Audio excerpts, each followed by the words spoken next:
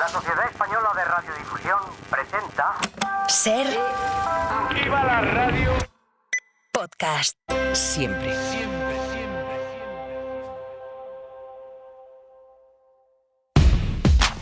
En la cadena Ser... Radio Paradiso. You can be amazing, you can turn a phrase into a weapon or a drug.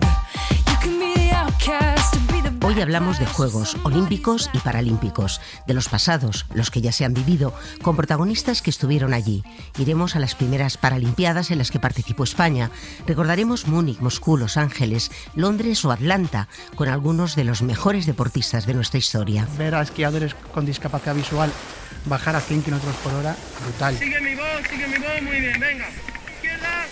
O atención a la salida de la final de 1500. Sabía que era casi imposible, Tercero y medalla de bronce para Bastal. pero a veces la hace como montañas. Campeona olímpica y medalla de oro, Miriam Blasco, España. La verdad es que ahora lo miro y parece como un sueño, ¿no? El estar ahí encima del podio. En el podium, John Carlos y Smith hacen el saludo del poder negro que motivó su expulsión. Yo estuve vendiendo cupones hasta el 2015. Y ahora pues es una pena, porque mira, ahora que tengo tiempo, no tengo que entrenar. No todo el mundo es capaz de hacerlo, pero los pocos que lo hacen, o los muchos que lo hacen, tienen algo especial. Sonia Ballesteros.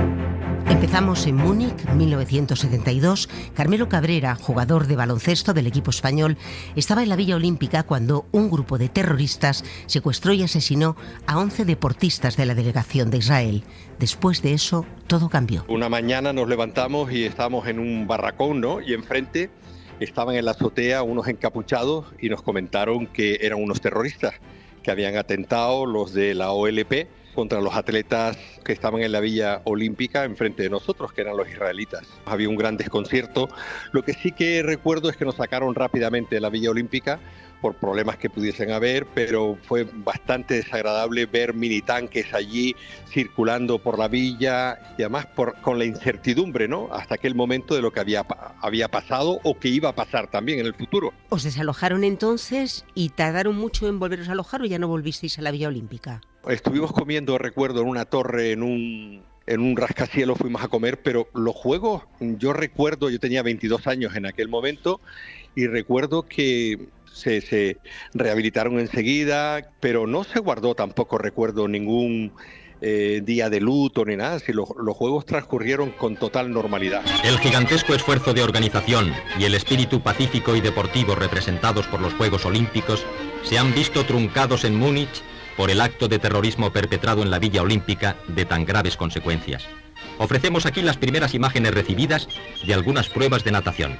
En la competición masculina de los 100 Lo que sí que recuerdo, que además coincidí con Mark Spitz, por lo visto tenía origen judío, él no se quedó a la clausura final, al desfile final, por miedo también, por la incertidumbre que había, porque en aquella época no había nada de seguridad, se circulaba y se transitaba, pues cada uno entraban y salían por las puertas que querían. Y según me habían contado, los terroristas entraron una noche con unos chándal y unas bolsas de deporte donde llevaban las armas. Para mí fue un shock, ¿no? Porque cuando vas a unos Juegos Olímpicos que representan la hermandad entre todos los continentes, esos 5 anillos olímpicos, ¿no? Y tú ves que está manchado con un acto tan terrible como es el terrorismo, es para no olvidarlo en toda la vida. Yo no tuve la ocasión de participar en más juegos, pero a partir ha habido un antes y un después de esos Juegos de Múnich del 72. En esa misma Villa Olímpica estaba también Herminio Menéndez, piragüista. Eran sus primeros Juegos Olímpicos. La Villa Olímpica de Múnich tenía vida, ¿no?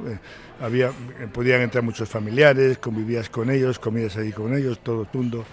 Claro, teníamos discoteca, había, en fin, cines, o sea, era una ciudad viva, ¿no? Multirracial, gente de todo el mundo, con un gran ambiente. Y luego pues se transformó todo, desgraciadamente, con el atentado, ¿no? Herminio Menéndez formó parte del equipo que inauguró el medallero olímpico del piragüismo español. Fue en Montreal 76. Al llegar a Montreal nos encontramos con una Villa Olímpica distinta. Cerrada caliganto, como un guardia del ejército, seguridad, tal. Bueno, a mí me dio pena, ¿no? El cambio que tuvo la Villa Olímpica en ese aspecto. A Montreal el equipo español llegaba curtido y con opciones de medalla. Iba con la cabeza en el oro, ¿no? conseguimos la plata. Al principio te cabreas un poco, pero luego me lo ves con perspectiva y dices, bueno, pues ser medalla olímpica y cuarto puesto, pues ya me estaba exigiendo demasiado a mí mismo. Президента Международного олимпийского комитета, которого сердечно приветствую. Menéndez estuvo también en Moscú 80, los primeros Juegos con boicot internacional. Estados Unidos y otros países no acudieron a la cita por la invasión soviética de Afganistán. España estuvo a punto de no ir. Estoy convencido que lo que nos salvó es que Samarans era el embajador de España. Adolfo Suárez lo había puesto de embajador para conseguir los votos para ser presidente del Comité Olímpico Internacional. Entonces, si España no participaba, Samarans no hubiera sido presidente del Comité Olímpico Internacional porque los rusos no lo hubieran apoyado y todos los países del este. Entonces se le ocurrió la idea de que participáramos como equipo olímpico, no representando a España. De hecho, yo desfilo con la bandera y es la primera vez en la historia que se desfila no con la bandera de España, sino yo desfilo con la bandera olímpica. Y mira, pues conseguí 2 medallas en estos Juegos. Boicot en Moscú y también en los siguientes. En Los Ángeles 84 fueron los países del este los que faltaron a la cita. Sí estuvo allí Herminio Menéndez, que vivió los peores Juegos de su vida. Fue terrible, la verdad que lo pasé muy mal, porque era la Olimpiada donde los países del este habían hecho boicot porque lo habían hecho en Moscú, pues ahora tú en Los Ángeles, nosotros no vamos. Debería haber conseguido 2 medallas más y por una serie de circunstancias, bueno, que la delegación española no supo atender las peticiones nuestras porque el lago estaba muy lejos y bueno, yo siempre fui un poco rebelde, entonces yo me hacía defensor de muchas cosas que veía que no podía ser así, pero en fin, esa Olimpiada fue una decepción muy grande para mí porque yo estaba convencido de que iba a traer 2 medallas más. Fue un 5º puesto, un diploma, pero que no supo a nada. Fue tal, digamos, la decepción que cuando llegué, remé en Asturias el último campeonato de España y ahí me colgué la pala. Pero no su interés por el deporte ni su vinculación a los Juegos Olímpicos. Herminio fue el presidente de la oficina del Comité Organizador de Barcelona 92 y además entró con la antorcha en el Estadio Olímpico. 2 de plata y 1 de bronce en 2 participaciones, Montreal 76 y Moscú 80. Herminio Menéndez Rodrigo. Nos ha contado un detalle de esos Juegos. ¿Por qué cuando estaban los Reyes había medalla para España? Yo tenía una oficina centralizada en Barcelona, tenía la información de las posibilidades del equipo español y yo esto lo mandaba a la Casa Real y al ministro Solana. O sea, no era casualidad que fueran y donde van hay medalla, no, les decíamos dónde tenían que ir porque había posibilidades serias de medalla. Con la improvisación puede salirte una cosa bien, pero no hay futuro. Cuando planificas y dejas constancia de cómo hay que hacer las cosas, hay futuro. Y luego otra cosa pasó con Barcelona. Diferentes países que tuvieron Juegos Olímpicos estuvieron estudiando lo que había hecho España. Este 2024, año olímpico, un periodista deportivo, colaborador de esta cadena, ha escrito un libro titulado 366 historias de los Juegos Olímpicos que deberías conocer. Alfredo Relaño se ha documentado a fondo, pero ¿en cuántos Juegos Olímpicos has estado? Yo no he estado en ninguno. Eso sí, los he seguido con ahínco y con interés desde siempre. ¿Cuál es tu primer recuerdo de unos Juegos Olímpicos? Supongo que en una pantalla. Sí, no, mi primer recuerdo, fíjate, es oír hablar cuando España no fue a los Juegos del 56 en Montreal, porque la URSS Khrushchev había metido los tanques en Hungría para sofocar una especie de movimiento revolucionario que había para liberarse del control comunista de la URSS. Entonces España hizo boicot a los que era en Melbourne. Y a cuenta de eso, quedó sin ir, es lo primero que yo oí hablar, un gran gimnasta español que tenemos, se llama Joaquín Blume. Hubiera sido nuestro mejor deportista olímpico. Se mató en avión en la serranía de Cuenca, yendo de Barcelona a Canarias, y ahí es cuando se habló, ahora no va a poder ir a los de Roma. Este Joaquín Blume era un gimnasta excepcional, ya estaba ganando en los campeonatos de Europa los rusos, que eran los mejores. En el potro admiramos la destreza, agilidad y precisión de Joaquín Blume, que ha sido el representante seleccionado para actuar en los Juegos Olímpicos de Helsinki. ¿Me estás hablando de cosas que has oído? Que he oído. ¿Y qué imagen tienes? Y luego, tienes? mira, la primera imagen es en el nodo, en el 60, que lo recomiendo a todo el mundo a buscarla, que es Abebe Bikila, que era un atleta maratoniano, descalzo, llegando a la meta, ganando en Roma, pisando la Vía Apia, pisando las losas de la Vía Apia, las viejas losas romanas. Esa es la imagen que a mí me hace sentir la magia de los Juegos Olímpicos. Esa imagen me enamora desde entonces. Tú has hablado también en alguna ocasión de otra imagen muy icónica, que es la de México 68, cuando el poder negro se llamaba. Sí. En aquella época los negros estaban muy maltratados en Estados Unidos. Y, sin embargo, la mitad de los éxitos que consiguieron los Juegos Olímpicos, en atletismo más de la mitad, eran de afroamericanos, ¿no? Y habían tenido hasta luego de, si no ir, finalmente decidieron ir y expresar una protesta de algún modo en el palco. Llevan guantes negros y lo que decidieron fue, al ganar, pues subieron él y John Carlos, que fue el tercero en la prueba. El segundo fue un australiano que se puso la pegatina de ellos y se sumó. Escuchar el himno con la cabeza baja, con gran dignidad y con el puño en alto. En el podium, John Carlos y Smith hacen el saludo del poder negro que motivó su expulsión. Fue un canto de rebeldía. Es que allí habían matado a Luther King pocos meses antes, y 3 meses antes habían matado a Malcolm X.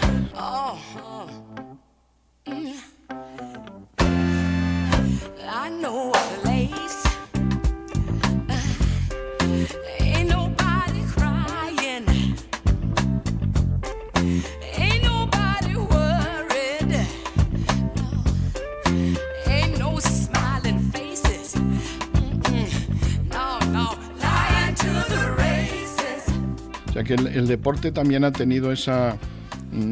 como convoca esa atención, ha sido muy frecuentemente también altavoz para causas justas.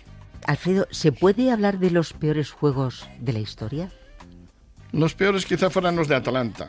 Primero son unos juegos un poco contra natura, yo creo, porque era el centenario de los juegos y procedía que fuera Atenas. Me acuerdo que Melina Mercury, la actriz de cine que era ministra de Cultura entonces, se quejó, dijo, la Coca-Cola ha ganado al Partenón. Y fueron desagradables, pero incluso los atletas se hicieron luego una camiseta que era "Yo sobreviví a Atlanta". Los mejores aquí. Siempre te decimos aquí, que han sido seguramente Barcelona. aquí. Yo diría que habría que decir que aquí. A mí me impactaron mucho los de México, en los resultados deportivos los de México, del 68. También te quiero decir que son los primeros que yo vi de verdad, porque ya había tele en mi casa. Eran unos juegos que por ser en altitud tenían dificultades para las distancias mayores, para las pruebas más de fondo, pero para las pruebas de velocidad, aparte que entonces apareció el tartán, una superficie antes se corría en ceniza, y quedaron récords que quedaron para mucho tiempo. Entonces, para mí fueron los mejores. Ahora, los mejores en cuanto a ambiente y los resultados deportivos de España, desde luego, fueron espectaculares. Tuvimos prácticamente tantas medallas como en todos los anteriores juntos, y además fue un delirio, fue un abrazo del país consigo mismo, un chorro de medallas en todo tipo de cosas, ¿no? Todo el que vivió aquello lo recuerda como la experiencia de su vida. Pues Alfredo, muchísimas gracias por habernos acompañado este ratito y habernos contado esas experiencias vividas a través de los libros, de la pantalla, de lo que has escuchado. Te falta ir de forma personal, no sé si a París. ¿Me animas? No sé, ya estoy ya me he acomodado. Pero quizá alguna vez lo haga, sí, quizá alguna vez lo haga. Pues lo dicho, muchas gracias. Muchas gracias.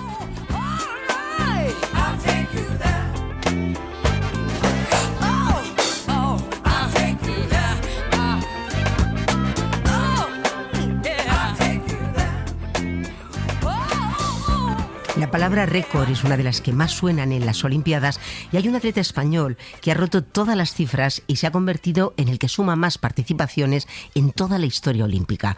Es el marchista José Ángel García Bragado. Ha competido en 8 Juegos, desde Seúl 88 hasta Tokio 2020. No ha faltado ninguno. Con su experiencia nos dice: si tuviera que quedarme con 2, te diría Barcelona 92 y con Pekín 2008, ¿no? Es decir, bueno, los chinos yo creo que no vamos a descubrir nada, pero se volcaron para hacer unos Juegos Olímpicos para mandar una imagen al resto del mundo de lo que es hoy día, ¿no? China, ¿no? La potencia mundial. Recuerdo que hicieron un parque al lado de lo que era todo el anillo olímpico, espectacular, con nenúfares. Teníamos la gran fortuna los los deportistas que lo podíamos disfrutar casi en exclusividad ese parque, ¿no? La vuelta tenía 5 kilómetros, o sea, era una cosa extraordinaria. ¿Y los menos buenos? Los más difíciles, pues yo creo que fueron en Atlanta en el 96. Los americanos son personas muy prácticas y entonces todo era muy provisional, la comida era bastante mala, el clima en el sur de Estados Unidos es, pues bueno, como se sabe, muy húmedo y muy caluroso. Entonces, bueno, fue unos juegos muy difíciles, ¿no? Para los que teníamos que competir fueron complicados. Fue mi peor competición y mi peor resultado en unos Juegos Olímpicos. Con 32 años de olimpismo a las espaldas, Chuso García Bragado recuerda todas las villas olímpicas. La que más le gustó, la de Barcelona, céntrica y junto al mar.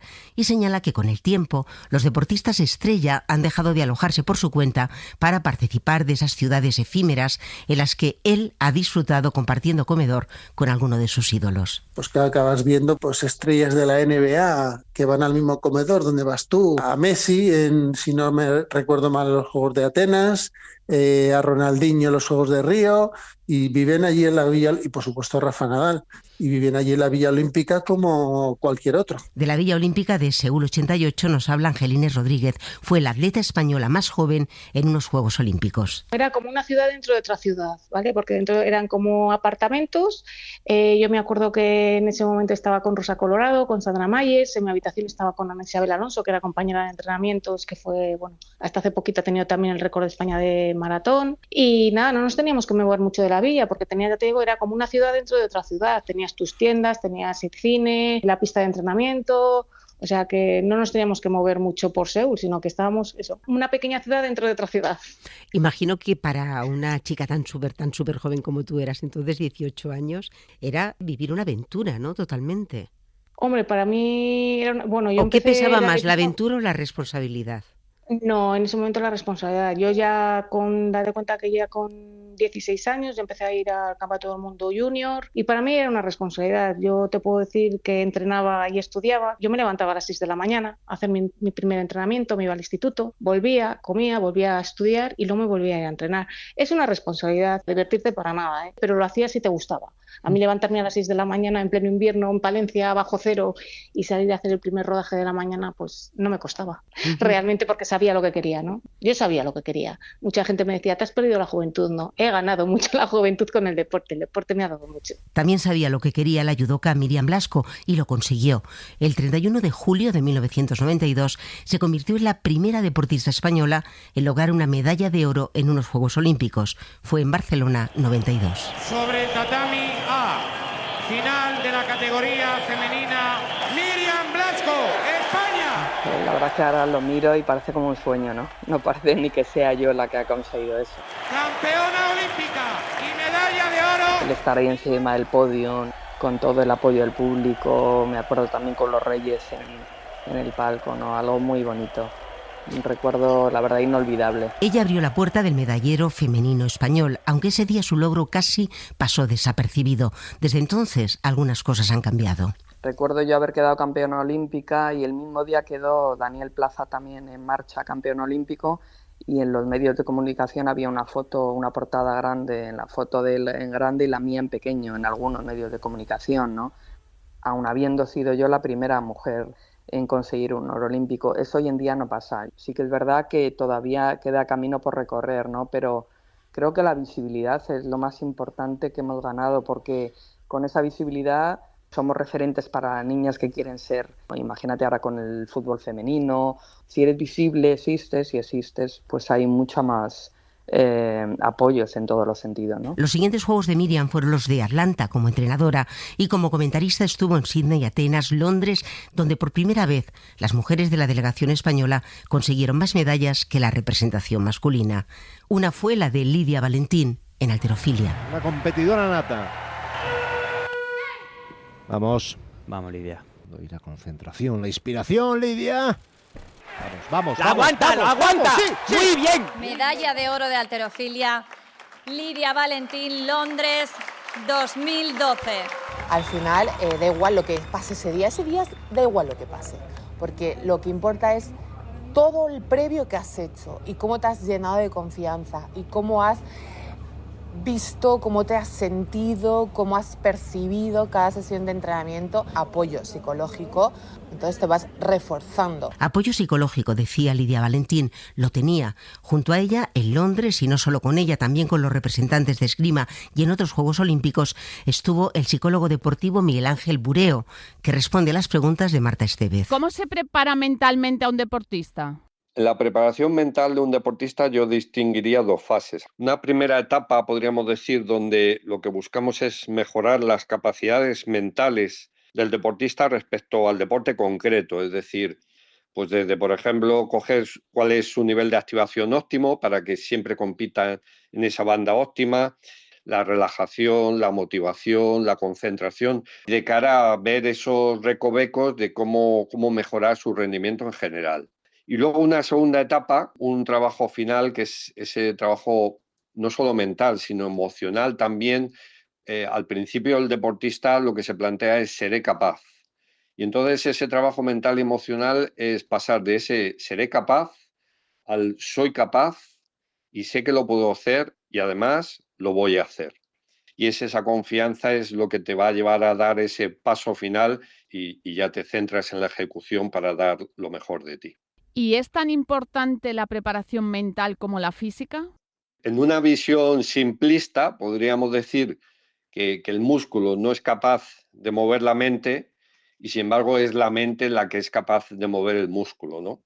Por tanto, creo que es absolutamente vital el entrenamiento de las capacidades mentales del deportista. Y cuando el deportista, el atleta está compitiendo, ¿se está trabajando con él o puede ser contraproducente? Yo diría que depende de los deportistas y también de los psicólogos y los coaches. Yo el otro día precisamente le hacía esta pregunta a Lidia Valentín, con la que he trabajado 14 años, y ella es una deportista que siempre ha querido que yo estuviera en la competición presente, y es algo que tal vez muy específico del deporte individual, porque creo que en deportes de equipo se producen sinergias entre los propios compañeros de equipo.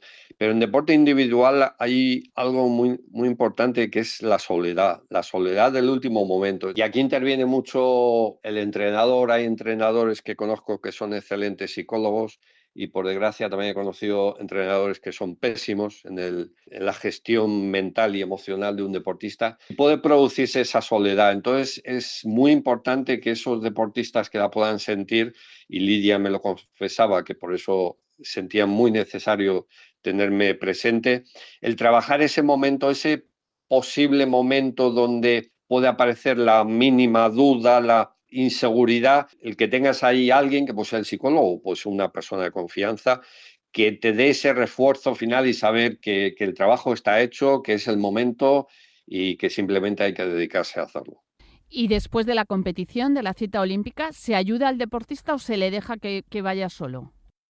Normalmente los después son cortos. Primero hay que dejar una fase muy importante en lo que es el descanso y luego, un análisis. Hay que tener en cuenta que a veces el deportista es injusto consigo mismo y luego, después del descanso y poner las cosas en su sitio, pues es que un deportista de élite, un deportista de alto rendimiento no para, o sea, levantarse al máximo y enfocarse al futuro y es el camino.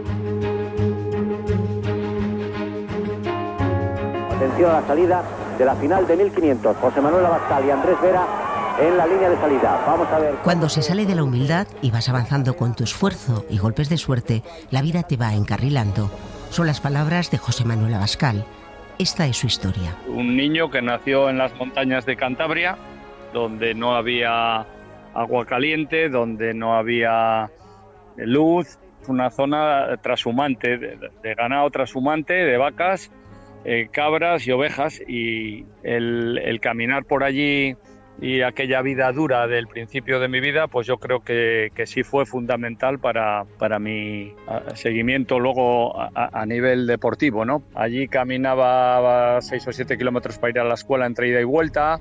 Había que ir a las vacas, había que bajar la leche, había que ir a buscar agua, había que ir a buscar leña. Su llegada al atletismo. Estoy en el colegio y yo jugaba a todos los deportes. Acabé en el fútbol, como casi todos los niños, y y un profesor que era un entusiasta del atletismo y que tenía un grupo de 15 o 20 niños que los llevaba a los campeonatos escolares, me dice: oye, Bascal, joder, que a ti te he visto que subes y bajas, joder, como que no te cansas. ¿Me podías hacer un favor, venir mañana a una carrera que me falta uno para formar el equipo infantil? Y claro, era un profesor que me daba tecnología. Salí del vestuario y claro, me fui dando cuenta sobre la marcha. Digo: oiga, apúnteme a la carrera esa. Por si acaso hay que subir un poco de nota también, ¿no? me fui al día siguiente, pantaloncico corto, ni siquiera había un chándal en aquella época, y con los niños que, fíjate, los llevaba a la pista, llevaba 10 o 12 pares de zapatillas y nos las íbamos repartiendo a la hora de competir cada uno, dependiendo del número que teníamos. Y nada, ahí me puse a correr con todos los demás, un cross escolar, 100 y pico niños, y a falta de 300 metros o por ahí llevamos 3 o 4 y los gané al sprint final. Y ese fue mi primer acercamiento al mundo del atletismo. Luego ese profesor ya me fue siguiendo un poco más de cerca, me mandó ir a otra carrera, fui a hacerme el favor porque la nota me estaba subiendo en tecnología y nada, y ya más tarde parece que hago una marca buena en 2.000 metros y al poco tiempo la Federación Española y el Comité Olímpico Español me mandan una carta diciendo que soy uno de los mejores atletas españoles de los 2.000 y me mandan a una concentración nacional del deporte escolar a La Toja. Y eso era con 15 años. Y en esa concentración pues hacen unas pruebas y un técnico de la federación pues parece que se fija en mí y al marchar me dice: oye, ¿a ti te gustaría ir a un centro de alto rendimiento? Y le dije: ¿y eso qué es? Ese fue el camino que recorrió José Manuel Abascal para llegar a sus primeros Juegos Olímpicos, los de Moscú 1980, donde cayó eliminado en la primera ronda. Tenía 21 años, no sabía. En aquella época pues no sabes, ¿no? Como no sabías ni siquiera cómo estabas casi en el ranking ni nada, pues ibas un poco a ojo, ¿no? Pero claro, yo pues allí lo único que hice fue coger experiencia y graduarme un poco para saber lo que me venía después. Y conocer también una Villa Olímpica por dentro, conocer Moscú. Eso, maravilloso. Sí, maravilloso porque a pesar de que esa Villa Olímpica era muy hermética y eran unas condiciones de seguridad extremas y bueno, era todo un poco muy rígido, la verdad es que también pues allí pudimos ver a todos los mejores atletas del mundo, deportistas de todas las nacionalidades, en fin. Al salir de allí, pues lo que dije, hay que empezar a entrenar y a dejarse la piel para seguir para la siguiente. Y así lo hizo. Estuve entrenando en los picos de Europa duramente, fui para allá, para Los Ángeles, me enfrenté a mi primera eliminatoria, la gané. Al día siguiente vuelvo a ganar con 3.35, me planté en la final, había cumplido mi sueño, que era llegar a una final olímpica, ¿no? De momento José Manuel Abascal en cuarta posición, más retrasado. Sabía que era casi imposible porque había 3 atletas británicos que eran casi imbatibles, que eran Obed, Coe y Cran. Coe, Cran, Abascal en tercera posición. Pero a veces la fe mueve montañas y un cántabro, un español, se metió allí entre medio, atacó con decisión a falta de 600 metros, lo hice con intensidad, con dureza, con fuerza. Tercero y medalla de bronce para Abascal. Y tuve la suerte de encontrarme en mi mejor forma física y ganar esa medalla, la primera medalla de la historia del atletismo español en pista.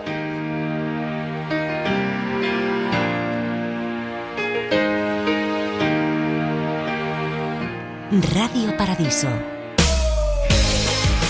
Un solo deporte y 16 participantes. Así fue el arranque de lo que hoy es uno de los eventos deportivos más importantes del planeta, los Juegos Paralímpicos.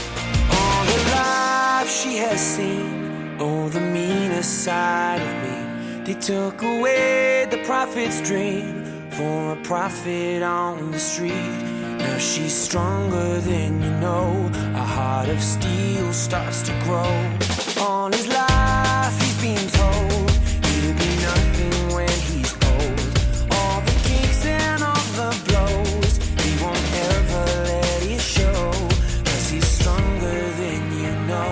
A heart of steel starts to grow. When you've been fighting for it all your life, you've been struggling to make things right. That's how a superhero learns to fly. When you've been fighting for it all your life, you've been working every day and night. That's how a superhero learns to fly. Las primeras Olimpiadas para minusválidos, porque así las llamaron, fueron las de Roma en 1960, 23 países, 400 participantes y 8 deportes. España compitió por primera vez en Tel Aviv 1968. Allí estuvo Carmen Riu. Sin apenas preparación ni ayuda económica, Carmen y sus compañeros aterrizaron en la capital de Israel cargados de ilusión y poco más. Íbamos 9 hombres y 2 mujeres. Nadie sabía las marcas que había de hacer, ni a qué categoría pertenecíamos cada uno. Los jefes de expedición pensaban que si alguna persona podía hacer algo, era un chico en natación, un chico. Cuando nos tocó nadar fuimos, porque sabíamos el horario, y fuimos solas. Fueron a la piscina. Allí se habla hebreo e inglés. En aquel momento no tenía ni idea de inglés, ahora sé un poco, pero entonces nada. Y bueno, por señas nos tiramos. Salieron las marcas en la pantalla, y resulta que había quedado segunda y gané una medalla de plata. Me volví a tirar y gané otra medalla de plata. Yo me cogí las medallas, me las guardé, que me daba como vergüenza ir con las medallas por la calle. Cuando volvimos, la Rita le dijo a los jefes: la Karma ha ganado 2 medallas, se va a ganar 2 medallas, ¿y por qué no las enseñas si las ha ganado? Y las saqué. Y entonces me dijeron: vamos a hacer fotos, ¿cómo no nos lo ha dicho? Pero si no han venido. Y no, así fue. Carmen sufrió poliomielitis a los 7 años. Yo había nadado mucho porque me habían recomendado a mis padres para mi recuperación física que nadara, ¿no? Porque en el agua me muevo como quiero. Como era discapacitada, tampoco me dejaban nadar junto con otros chicos de mi edad, por si acaso. Pero yo no tenía ni idea. O sea, yo no pensaba que podía hacer ningún campeonato ni que pudiera competir a nivel deportivo ni nada. Tan de nada que ella fue la primera sorprendida en conseguir 2 medallas que cambiaron algunas cosas de la desatención inicial. Aterrizamos en el aeropuerto del Prat de aquí, Barcelona. Vinieron periodistas. Entonces vinieron unos cuantos compañeros nuestros que estaban en el Instituto Guttmann con pancartas, nos trajeron flores y esas cosas. La carrera deportiva de Carmen Riu duró poco porque esta mujer fue pionera y rebelde. En la Olimpiada de Múnich yo me retiré. Eras todavía jovencísima, estabas en un momento para poder seguir adelante compitiendo y te retiras. ¿Por qué? Habían 2 cosas muy importantes para mí. Conseguir que los juegos nuestros estuviéramos dentro de la Olimpiada normal con una categoría diferente. No veía por qué se habían de celebrar en 2 espacios y tiempos diferentes.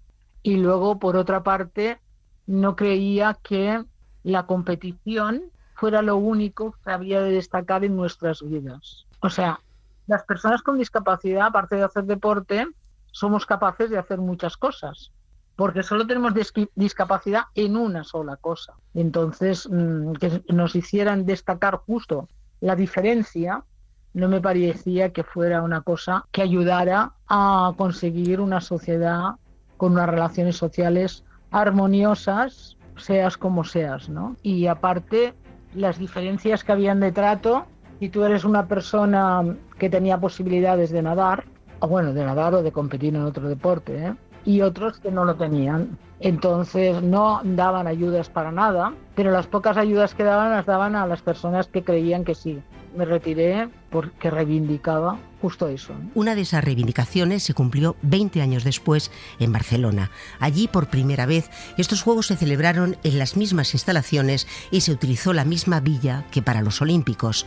Hoy, cumplidos los 70, Carmen sigue nadando y reconozco es que el deporte me dio la suficiente autoestima para decir, mira, yo sí puedo conseguir cosas, ¿no?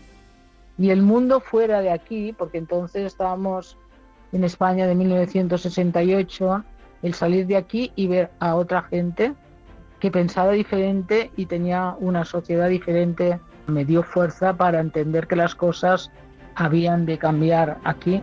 Y aparte me dio fuerza para darme cuenta que yo sí podía. Carmen fue la primera en conseguir una medalla en unos Paralímpicos. Fue en natación, disciplina donde otra mujer, Teresa Perales, tiene el récord de medallas conseguidas por un deportista en los Juegos. Suma 27. Ella ha estado en Sídney, Atenas, Pekín, Londres, Río de Janeiro y Tokio. Y estará en París, con 48 años, intentando conseguir una más.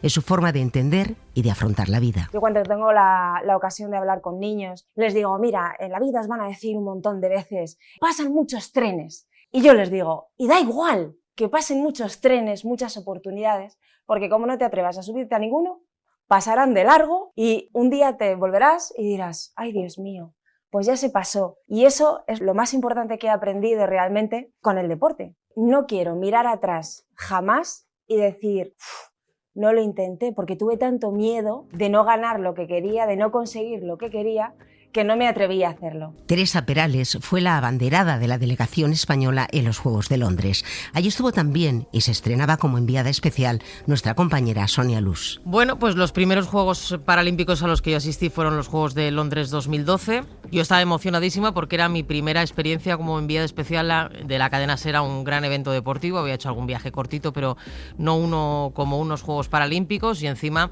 en Londres, que es la cuna del movimiento paralímpico y que se preveía que iba a ser una explosión de júbilo para todos estos deportistas.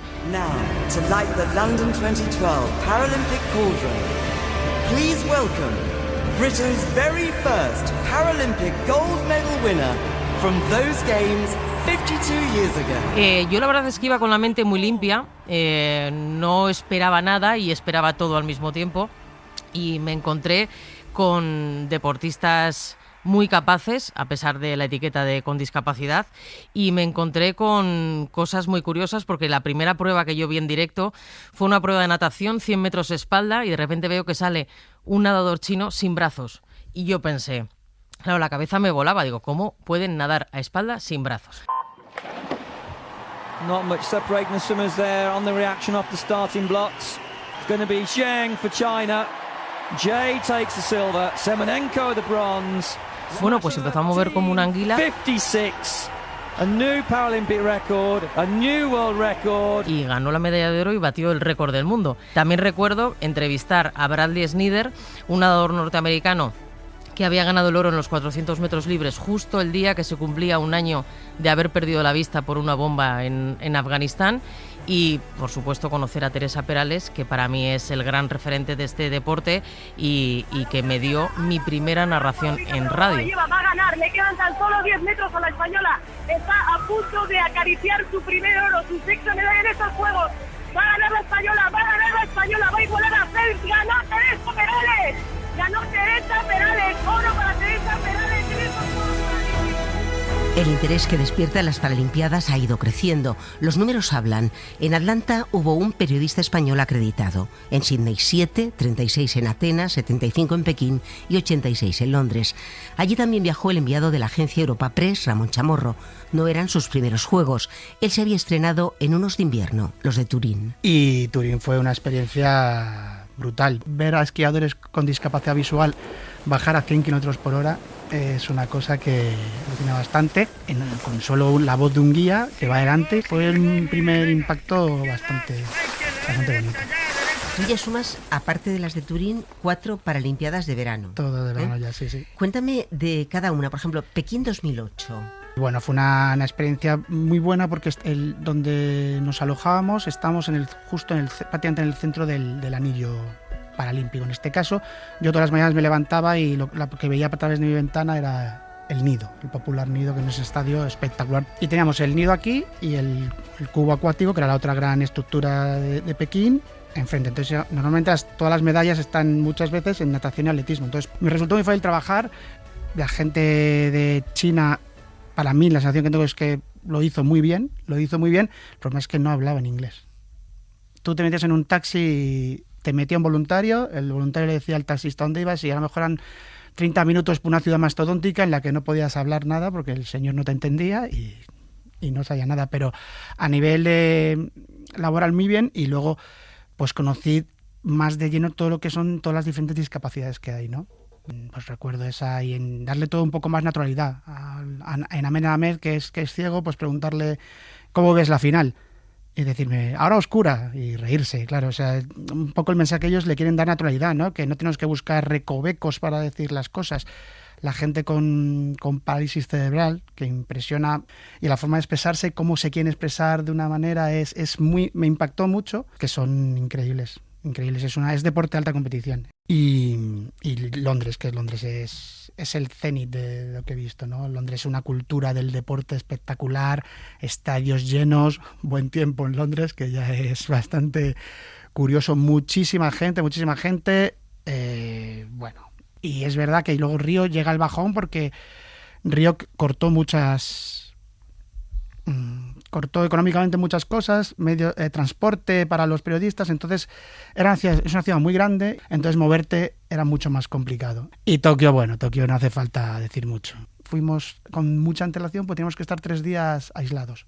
Test de saliva cada 3 días, mucho control, no podías moverte, no había público, con lo cual fueron unos juegos muy fríos. Tu experiencia como informador en Juegos Paralímpicos te ha permitido conocer a muchos de estos deportistas y eso te ha permitido escribir un libro sin límites en el que recopilas 14 historias, que me imagino que son esas historias que te han impactado. A mí me gustaría que de esas 14 me hables de una. No sé, hay muchas que me impresionaron, pero el primer capítulo, el de Miguel Ángel Pérez y el ogro, el famoso ogro, la ascensión a un pico ahí en Austria, estaba muy bien preparado, pero le paró una placa, se partió las piernas y tuvo la suerte de que fueron fracturas limpias que no, entre comillas, que no eran tan graves. Tenía un compañero que bajó con él, estuvo con él hasta que llegó el helicóptero a rescatarles, el proceso y luego como él toda su vida la rehace en el deporte. Primero en el esquí de fondo y después en el ciclismo. Y yo no quiero poner etiquetas, es deporte, pero es verdad que detrás de esos deportistas pues hay unas historias que la gente puede conocer para saber que son no especiales, pero que ni superhombres, pero que trabajan muchísimo para lograr lo que logran. Yo voy a robar unas palabras que dice el actual presidente del Comité Paralímpico Español, que dice que detrás de cada deportista paralímpico se esconde una historia que muchas veces merece la pena conocer. Porque generalmente te vas a encontrar alguien que ha pasado por un trance duro en su vida. Eso ha hecho que esa persona no solamente haya tenido que superar esa situación, sino que además tenga el coraje y el arrojo de competir. Imagínate, coges al mejor corredor del mundo de 100 metros y se queda en una silla de ruedas. Vamos a ver si tiene el coraje no solamente de superar esa situación, sino de montarse en una silla de atletismo e intentar hacer lo mismo.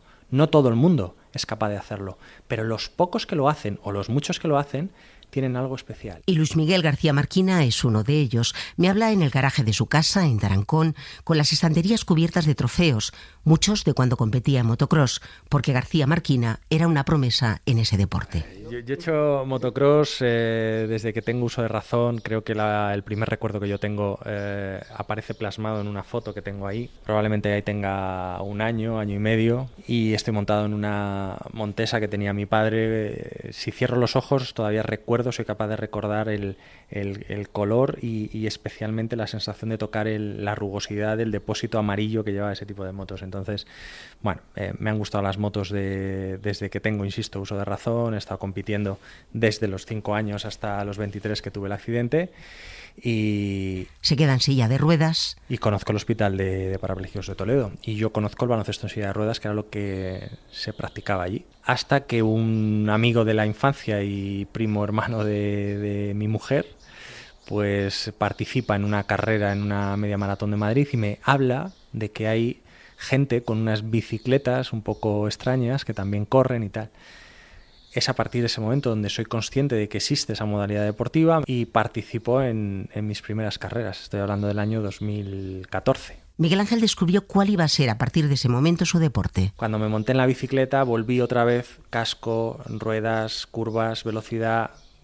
Era un deporte que me atraía mucho más y que tenía mucho más que ver con lo que yo había estado haciendo durante toda mi vida que con el baloncesto. García Marquina le puso ganas y atrevimiento. Al poco de conocer esta modalidad, tuve la osadía de irme a un campeonato de España que se celebró en Ciudad Real. Yo no tenía ni siquiera bicicleta propia. Compito en ese campeonato de España y quedo penúltimo.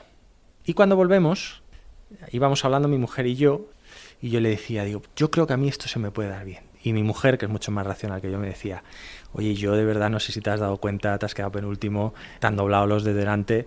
Y yo insistía, ¿eh? Yo tenía una corazonada, muchas veces hay que hacer caso a la intuición. Total, que esto fue en el mes de mayo, en el mes de junio compro la bici, empiezo a entrenar, y al año siguiente, en el mismo recorrido, también en Ciudad Real, se celebra el Campeonato de España, y voy a competir en ese Campeonato de España.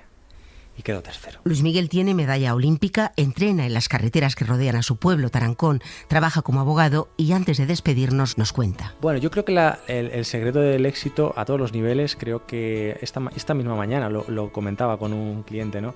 Le decía, para mí el secreto del éxito es trabajo y tiempo. Trabajo y tiempo. Normalmente cuando combinas esas dos cosas, no es fácil, pero cuando combinas esas dos cosas, los resultados suelen llegar. Lo que uno tiene que tener claro es dónde quiere llegar. Sara Revuelta, jugadora de baloncesto y veinteañera, es el presente y el futuro.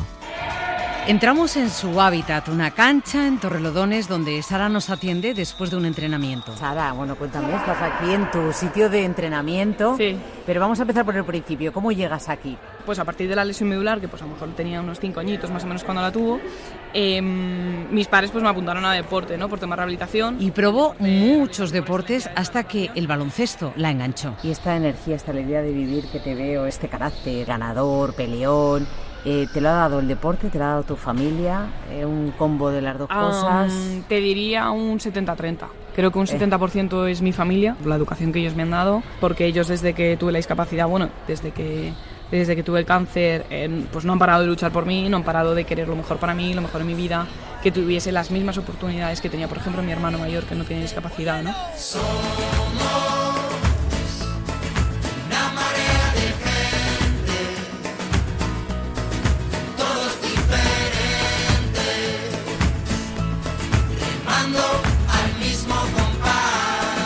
Y esta joven, que ya es física de carrera con 2 másters, se hizo olímpica y por primera vez llegó a Tokio.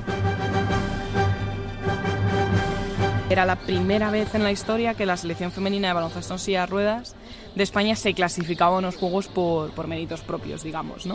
Hasta ahora solamente habíamos estado en Barcelona en 92 y era por haber sido organizadoras, ¿no? No fue nuestra mejor competición, hay que reconocerlo, la verdad que jugamos bastante mal.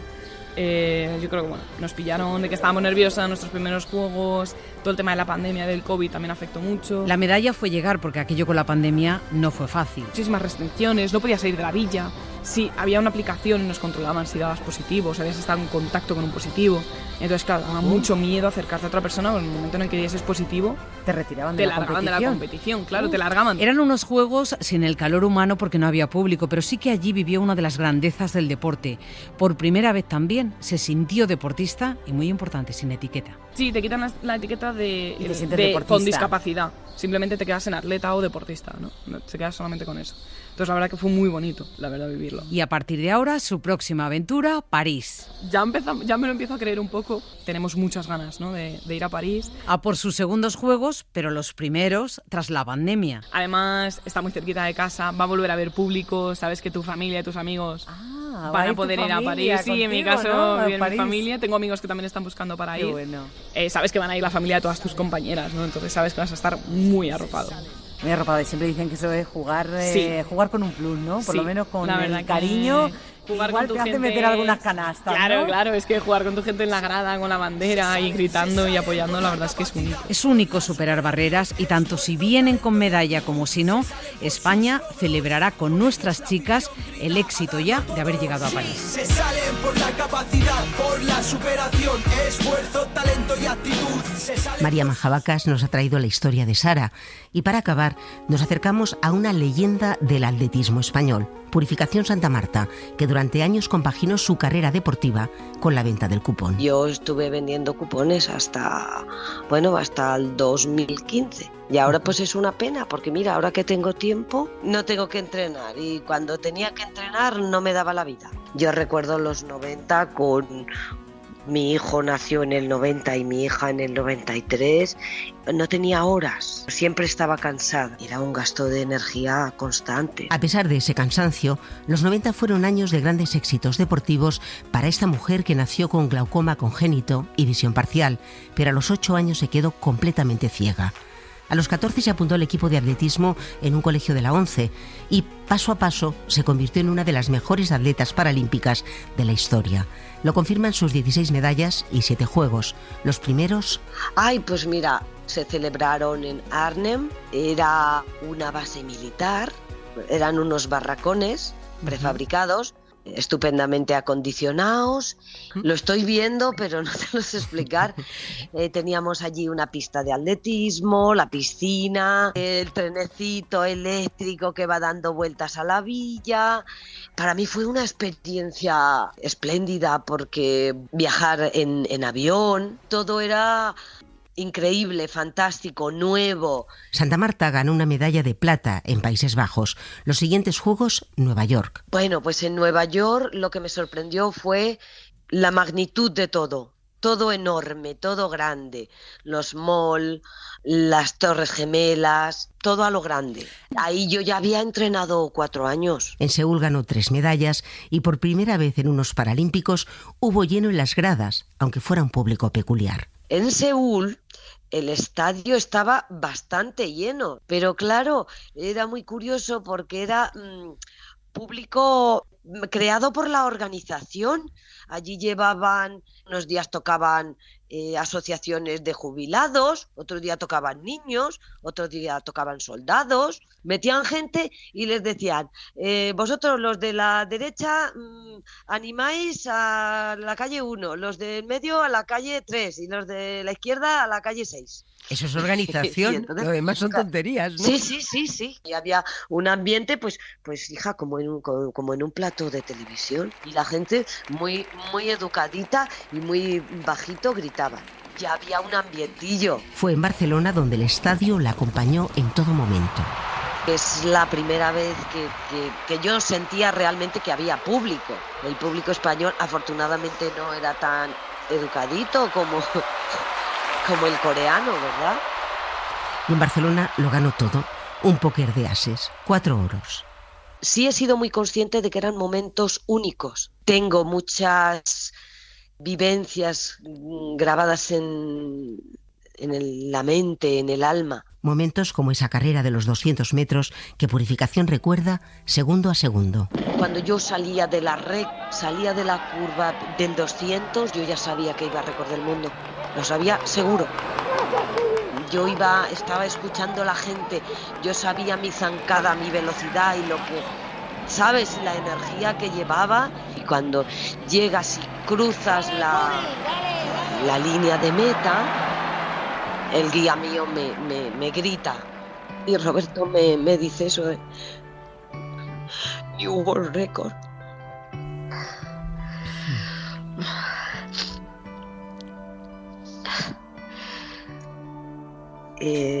No sé, es la emoción del momento, del instante. Es que es un instante, es que no es un momento único e irrepetible.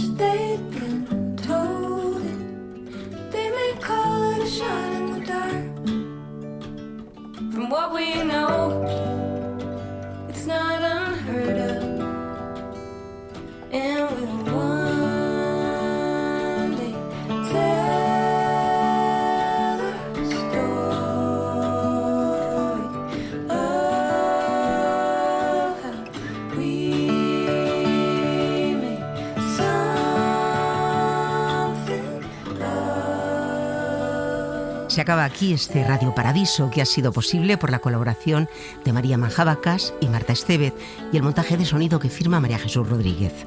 Nos vamos. Radio Paradiso. Sonia Ballesteros.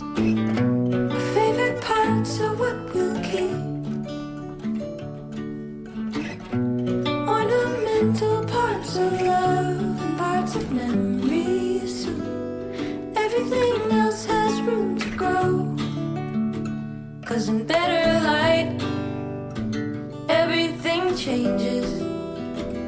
So we can one day tell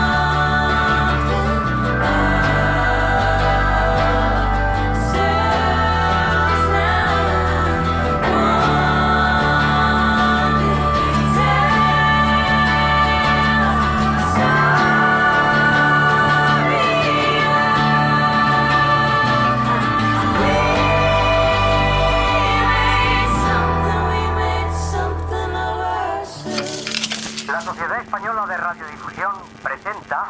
Ser... ¡Viva la radio! Podcast. Siempre.